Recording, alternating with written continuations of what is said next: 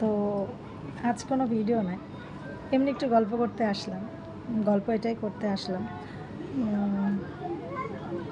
কিছু ভালো লাগছে না, তো ভাবলাম যে একটু তোমাদের সাথে বসে গল্প করি। চারপাশ থেকে অনেক আওয়াজ আসছে, তাই না? জানি, কারণ যেহেতু আমরা পাড়াতে থাকি, এখানে শান্তি নেই, কোথাও গিয়ে একটু ভিডিও করা যায় না। সামনে থেকে চলে গেল একটা গাড়ি, তো সামনের বাড়িতে টিভি চলছে, বুঝতেই পারছো।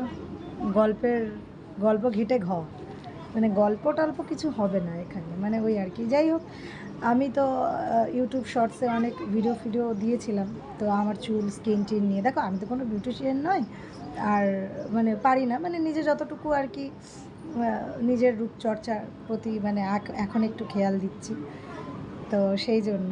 আর হচ্ছে যে তো আমার মনে হচ্ছে, মানে আমি যখন কিছুদিন আগে কয়েকটা ভিডিও দিয়েছিলাম, তো তখন তোমরা দেখেছিলে যে আমার চুল বা আমার মুখটার কি অবস্থা ছিল। তো সেখান থেকে এই কদিনে আমি নিজেকে মানে খুবই, মানে বলতে পারো রোজই এটা ওটা সেটা মেখে মেখে কিন্তু দেখো অনেকটা আমি ঠিক ঠিক করে ফেলেছি।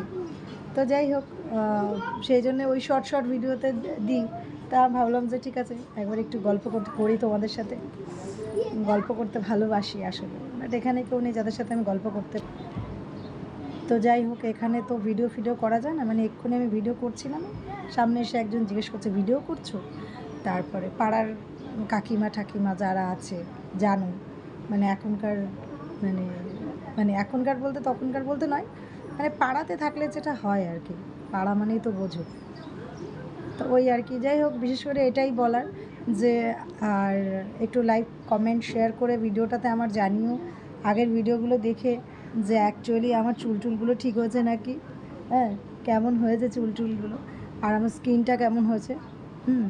স্কিনটা দেখো, ব্রণ ব্রণ, আর এই ব্রণটা তো ধ্যাতা একটা, মানে ও ভেবেই নিয়েছে যে আমার মুখ থেকে যাবে না, তো এরকমই একটা কিছু। তো যাই হোক, আর কি বলবো, প্রচুর গল্প করার ছিল, বাট এখানে সেটা হবে না। যাই হোক, ভালো থেকো সবাই, টাটা।